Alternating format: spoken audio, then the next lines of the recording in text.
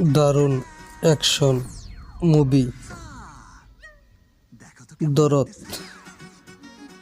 হলে গিয়ে দেখুন কেমন হয়েছে। এমন মুভি বাংলাদেশে প্রথমবারের মতো তৈরি করল শাকিব খান, যা দেখে হতবাক দর্শক শ্রোতা। না দেখলে মিস করবেন যে এমন ছবি তৈরি হতে পারে বাংলাদেশে। দরদের মতো ছবি যদি হয় বাংলাদেশে, তাহলে আবার ফেরত আসবে বাংলাদেশের চলচ্চিত্র। যেমন আগে মান্না ভাই মুভি